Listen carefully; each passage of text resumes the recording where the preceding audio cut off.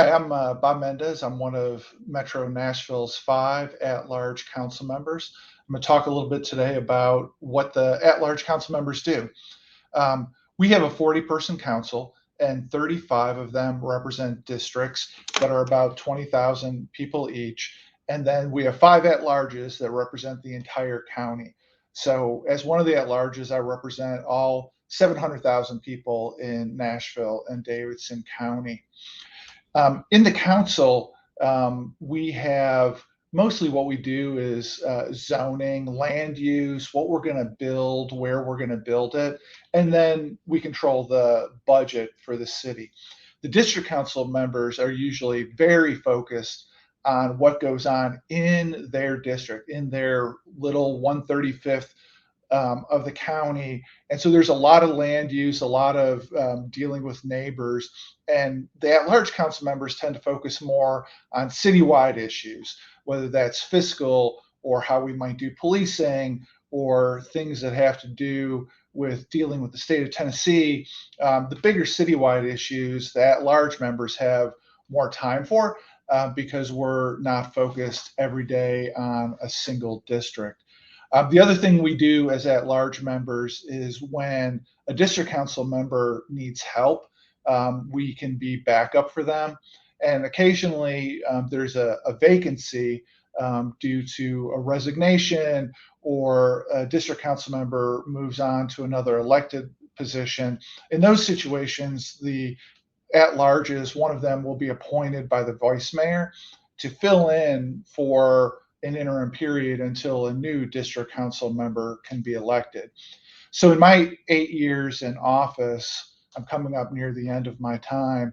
I've taken care of, I think, 3 or 4 districts on an interim basis at different times through the 8 years. And it's a good way for the at-larges to help and stay in touch with very local issues and get to know specific parts of the community even better. Um, to win an at-large position, we all run against each other. So when I ran in 2015, there were 26 candidates for 5 positions where the top 5 would win. In 2019, when I got reelected, I think there were 16 candidates for the 5 positions. And this year in 2023, I think there's about 21, 22 candidates for the 5 positions. Usually that means there's a runoff.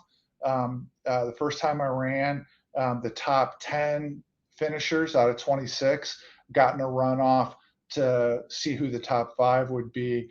Then in 2019, I was able to win outright, and the next 8 candidates were in a runoff for 4 positions. To avoid the runoff, it's sort of a complicated calculation, but to avoid the runoff, you add up the total number of at-large votes that are cast by the entire county. And if you get 10% of those votes, then you avoid the runoff. So even though people can vote for usually up to 5 at-large candidates each, the average is about 3.5 votes per person. The average voter doesn't use all 5 of their votes. And so if we have 100,000 people vote, there might be maybe 350,000 votes cast for at large, about 3.5 for every voter. And if that situation were the case, then 10% of that's a threshold. In that scenario, somebody would need 35,000 votes, 10% of the total at large votes cast by the entire county to avoid the runoff.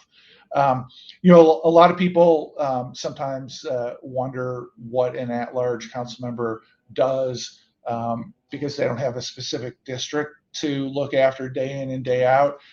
It's a balance. I think the city is better off because we've got at-large positions that can look after the bigger citywide issues and try to be a balance to the mayor's office and try to get the council to be able to think critically about things that are not just neighborhood and district specific. So that's it in a nutshell. There are 5 of us. I guess the last thing I would mention, the state of Tennessee has passed a law that would require us to shrink the council size by 2027 down to 20.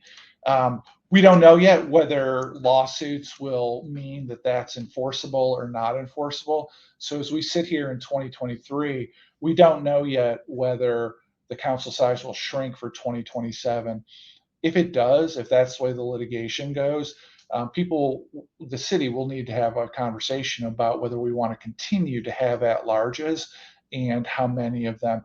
There's a lot of pros and cons that are too long to get into here, but keep an eye on that about whether we continue to have at-larges going forward in future elections, and if so, how many. Thanks for taking the time to listen. I really appreciate it. Take care.